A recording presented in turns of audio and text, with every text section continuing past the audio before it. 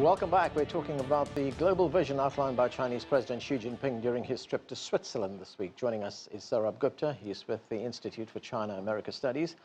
Guan is a correspondent with CGTN, and Afshin Molavi is with the Foreign Policy Institute at Johns Hopkins University. Let's get back to the panel. Sourabh, let's talk nuclear weapons. What did you make of the president's call for disarmament? He wants to see a nuclear-free world. It's very encouraging. It's not going to happen anytime soon, but it's very, very important that nuclear powers themselves, at every chance when they talk about anything related to nuclear weapons, nuclear strategy, always must preface or must end their statements with the aspiration that we can one day live in a world without nuclear weapons. It's always welcome, and I would commend him for that. How do you think the big nuclear powers, the United States, Russia, how would they respond to something like this? You know, it's a little interesting out here because Mr. Trump is going to become the president tomorrow. One of the views that Mr. Trump has on the record, and he's held this view for a very long period of time, is he's not flippant about nuclear weapons. He understands the enormous magnitude of damage that nuclear weapons can cause. And so his philosophy has always been to, let's keep modernizing those weapons. You know, we do computer simulations with weapons, but when it actually is a real crisis, what if the simulations were not accurate? And so he wants to keep doing a nuclear modernization. I think I can understand where he's going with that, but there's a real danger that this could create escalation. And therefore, I think this is very timely at this point of time. With regard to the Russians, I think President Putin is ready to work on some sort of strategic stability, nuclear strategic stability paradigm with Donald Trump, simply because this can bleed Russia. But the fact is that I think President Trump is going to focus on nuclear modernization, and that will obviously create tensions in terms of the non-proliferation regime and non-proliferation environment. That modernization program that you talk about was started by President Obama, right? Pardon me? That modernization program was started by President Obama. It was started by President Obama, but this has been an area where President-elect Trump has spoken very long back, even 20 years back, about nuclear weapons and do we really know who's in control and whether they will work. And I feel there will be a reinvigorated effort at modernization of the arsenal, which can have nuclear non-proliferation consequences. So President Xi's coming ahead and says, come on, let's at least commit to that aspiration of a nuclear-free world. Afshin, when you hear the president of China talk about nuclear weapons, when he talks about disarmament and nuclear-free world, what does that tell us about how this issue has climbed up the list of priorities for China? Yeah, I mean, it really seems to have climbed up the list for him to make it such a centerpiece of this speech.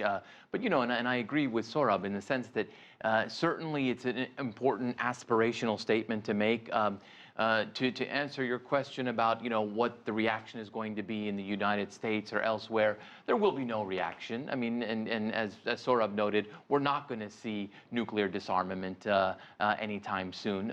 So I think it's important that he put it, you know, so prominently in the speech. It's the kind of thing that responsible stakeholders say. And you know, yet we're probably not going to see any significant action towards that goal anytime soon. Right. Guan, one other part of the speech that the president made at the UN, he talked about sovereignty. And some people might interpret this as a swipe at the United States. He talked about equality, sovereignty. Let's take a listen to what he said. The essence of sovereign equality is that the sovereignty and the dignity of all countries, whether big or small, strong or weak, rich or poor, must be respected. Their internal affairs cannot be subject to interference, and they have the right to independently choose their social systems and development paths. Was that aimed at Washington? I think certainly, yeah. I mean, if you look, tomorrow is the inauguration day, right? So these days I was doing some prep work and going back to the inaugural speeches. Obviously, in the past 15 years, from George Bush Jr., you can see that he said the freedom in this land depends on freedom in the other land, and we must use force if necessary, those kind of neoconservative mindsets. And also President Obama maybe restraining from direct military intervention, but still the NGOs and the US government supported organizations have been pretty staunch in expressing its views and making clear its values. So yes, China obviously is pursuing a more, as some say, assertive foreign policy. But if you look at those policies, that stays in line with its principles, such as non-proliferation, multilateralism. Very quickly on non-proliferation, the topic we touched upon earlier. Actually, China did sponsor 7 rounds of UN sanctions against the PRK. You know, Donald Trump always said, "Oh, China does nothing to help us with North Korea." Well, in fact, China did sponsor 7 rounds of sanctions as early as 2006. So, and China is also a part of the 6-party talks. Yeah, China was one of the founders of it, yes. Sourabh, let's look at another issue that was talked about in Switzerland by the president. That is terrorism. World leaders agree that they have to take on this fight against terrorists. But President Xi said something you don't hear very often. He said, in fighting terror, we should treat not just the symptoms, but also the root causes. There's a degree of leadership maturity there that we don't hear often. We don't hear often. And I think it's an important statement to make, because terrorism really has become this hydra-headed monster of this era. And many of the means with which people fight terrorism are actually accentuating terrorism. And so there's a great degree of need to drill down and understand the causes and try to assuage some of those causes and see how those things can be worked around. I mean, China itself has been hurt by terrorism itself, and in Xinjiang, and it's not been easy to come to grips with the situation. But it's again just an example of his thoughtfulness of how he is trying to approach these situations and not come in with too heavy a hand, as much as try to find solutions which are comprehensive, cooperative, and get all the people on the table together so that these things can be tackled. All right, Afshin, the other big issue, climate change. China and the United States, they've taken the lead in the signing of the Paris Accord on climate change. Donald Trump's been talking about pulling out of that agreement, whereas China has been emphasizing renewable energy. Are we going to get to a situation where China is going to have to rescue the Paris Accord? Isn't that interesting? I'll tell you, Anand, there's a lot of issues that world leaders talk about how we need international cooperation on, and some of them you don't really need a lot of international cooperation on. Climate change is one that you actually do need that kind of international cooperation. So if we do see, the United States retrench, if we do see President-elect tomorrow, President Trump, retrench from that agreement, I think that could be very dangerous for, the climate, going forward. But I think the other important point about this speech, because he talked about climate change, he talked about nuclear disarmament. This was a world leader speech. It was also a confident speech in the sense that I've often thought that when leaders from the emerging world give speeches in places like Davos, they're often focusing on their own issues, usually, right? But this was a speech in which, frankly, he uttered some platitudes as well. And in much the same way that Western leaders get up in front of a Davos crowd and offer platitudes. Right. It's actually a sign of confidence when you can get up and offer platitudes that may not actually go anywhere, like nuclear disarmament. That's interesting you say that. Guan, China continues to make its voice heard in international forums like the United Nations, like the World Economic Forum. How do you see China's role in international governance expanding? Well, I think if you look at the numbers, China is the #1 contributor to the United Nations peacekeeping troops in terms of the size of the troops, right. And it ranks #2 in terms of the budget contribution.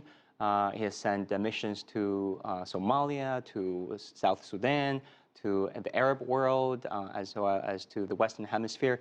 So we do see that China is playing an increasingly active role internationally. And multilateralism is pretty much at the heart of China's foreign policy. If there's one consistent foreign policy that has been, can be observed really from 1949 till today, that was, working within the multilateral system. China used to be a very poor country.